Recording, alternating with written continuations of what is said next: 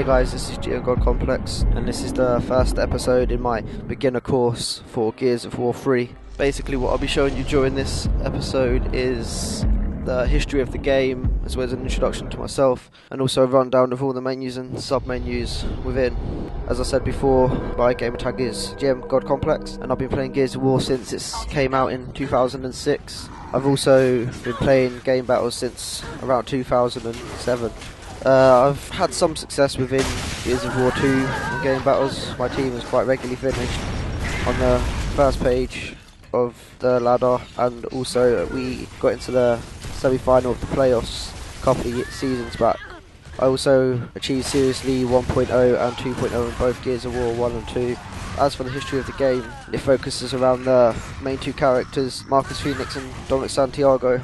Basically throughout Gears of War 1, they're trying to stop the Locusts taking over the surface. The Locusts are the enemy, obviously, and humans, or the COG as they're also known, are basically the army that are trying to stop them taking over the surface and, becoming the rulers. Gears of War 1 ends where the COG basically deploy what they call a light mass bomb on the Locust Hollow, which is where they live, trying to eliminate all the Locusts. Gears of War 2, which come out in November 2008, basically focuses directly after Gears of War 1, where the Locusts did get wiped out by the light mass bomb and still trying to take over the surface. The only way they can do so is if they take the last human stronghold, the city called Jacinto, and basically the game centres around Marcus and Dom along with the other characters trying to stop them sinking the city, although in the end they decided to sink it themselves, seeing as they got intel saying it was the best thing to do.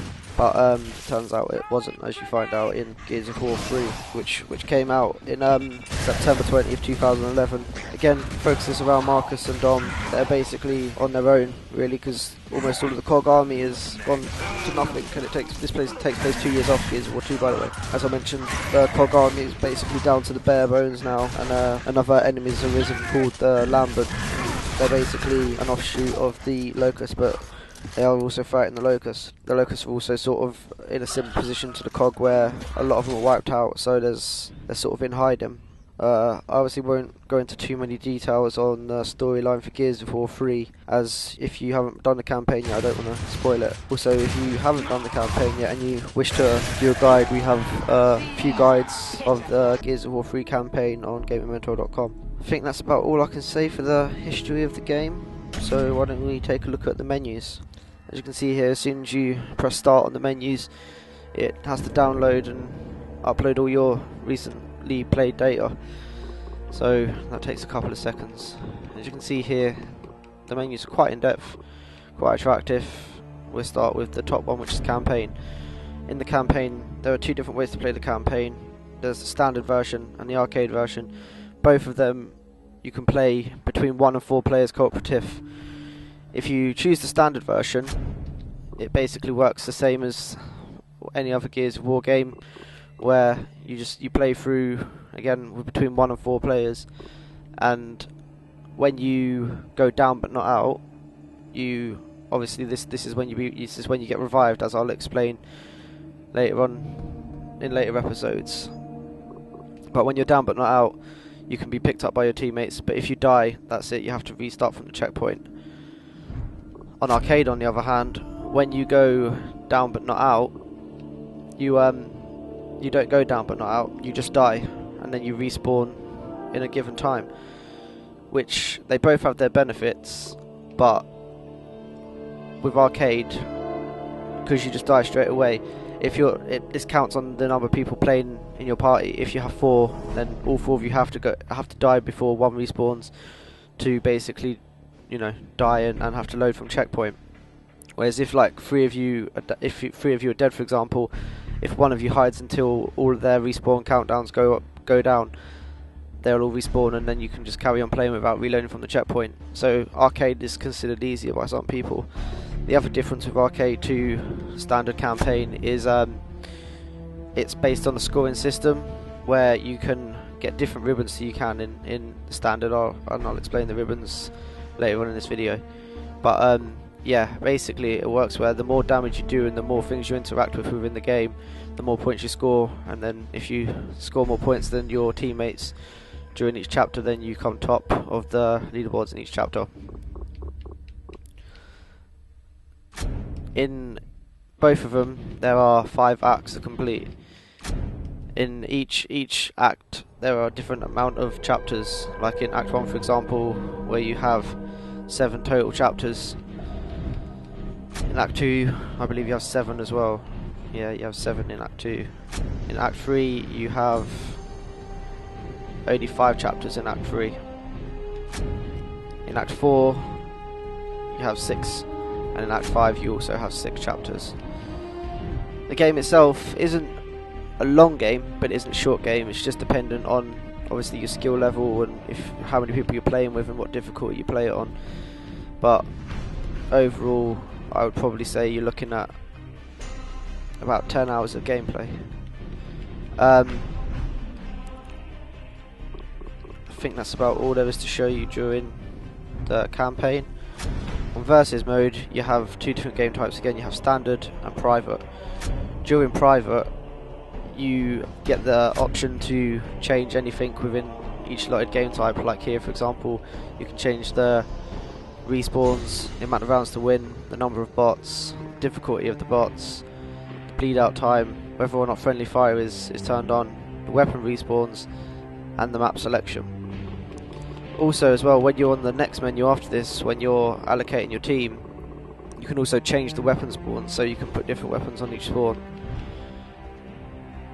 That's essentially all there is really with private.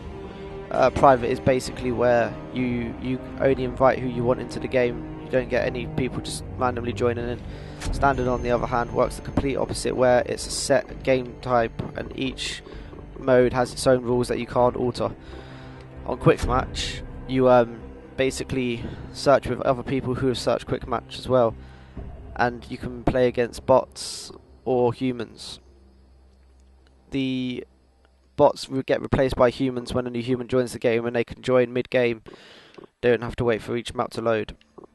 Ranked, on the other hand, is where it's 5v5, and once you win the game, that's it. You can quit out mid-game, but you incur a large 3,000 match penalty, so it's not really worth it, and then a bot will replace you. Ranked is considered the most competitive game type, as you know, it doesn't allow you just to quit with no consequences. You basically have to stay when you're there unless you want to suffer massive point losses.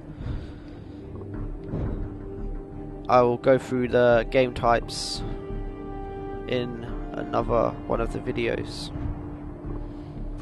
Horde is, for many people who played Gears of War 2, is very different to the Horde on Gears of War 2. You have many more options, as I'll go into in the game types video. But again, it just works the same, where you have standard, where it just searches, as you can see here, searches until it finds a match and then players. Or private, where you just host up your own and invite your friends in. Beast mode is a new mode to Gears of War 3. Again, it works the same way, where if you select private, you can select the difficulty and the map, just like on Horde, and invite your friends. Standard is, again, where it's just based online, where you don't get to pick and choose who you play with.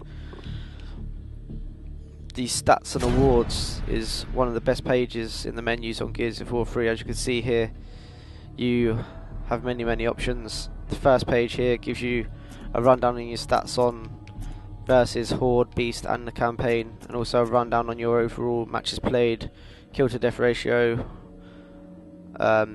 matches lost, matches won, basically everything you could really want. The second one is your achievements, what achievements you do and don't have, and a description on how to get each of these achievements. The third menu is where you see all the challenges. For example, your avatar rewards, your executions, your mutators, your characters and your weapon skins. You unlock these just by doing different things, like here on the challenges for the avatar awards. You unlock the Marcus Duvag by completing the game on casual, and it explains each and every one of how you unlock all of these things. Most of the executions are where you just have to use the weapons X amount of times to unlock the execution for each weapon. The mutators are where you have to do various different things with various different game modes. Like here, like the Hail Mary one for example is a ribbon, where you need to get 100 of this type of ribbon to get that. The insta-give melee, which is a 1 melee kill, you need to get 200 kills with a Wretch and Beast mode. As I said, they vary a lot in what you have to do to get these.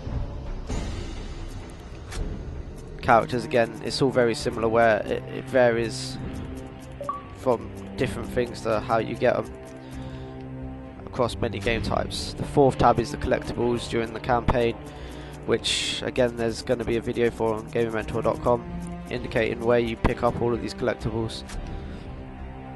The ribbons is a very interesting one, and there'll be a video in a later course describing how you get each one of these ribbons. Your next tab is your medals. Again, there will be a video in a later course describing how you get each one of these medals and the easiest way to obtain them, because there are a lot of tricks and hints and tips to obtaining a lot of these medals. As you can see, I'm trying to do all mine legitimately, so I haven't boosted them at all. The last one is the leaderboards, where it just tells you your kill death ratio, win loss ratio and everything for each game type, as well as each game mode, i.e. quick, private, ranked. And as I mentioned, it shows you for each of your game types, as well as your friends, your position on the overall leaderboard, the top 100, and also your all-time, your weekly, your monthly. As you can see here, my best game type is Team Deathmatch, where my current stats are a 2.0 kill to death ratio, a 20.4 win-loss ratio with 102 wins, 25 losses, and averaging over 1,500 points per match, which is quite good. Obviously there are all the other game modes throughout, and again I'll be showing them during my next video. That's the stats and awards page. The events calendar is again a very interesting one, because there's achievements and medals to play in certain events. As you can see here, the next up and coming event will be on today, where the new map pack comes out, which I will be updating into this once I have an in-depth knowledge of it. And again there on the 25th of November to the 21st of December, you have the opportunity to earn new exclusive skins by playing on that event, as well as getting it towards your achievements and medals. The marketplace is just where you can go to view all the things related to Gears of War 3 and to buy them if you wish. I would recommend to anyone to buy the season pass, as it will save you a lot of money if you intend on buying the first few map packs. It will save you a great deal of money. I think that's all I can really show you for the menus, so I hope you enjoyed this video and look forward to the next one. Okay, this is GoD CoMpLeXz. Bye.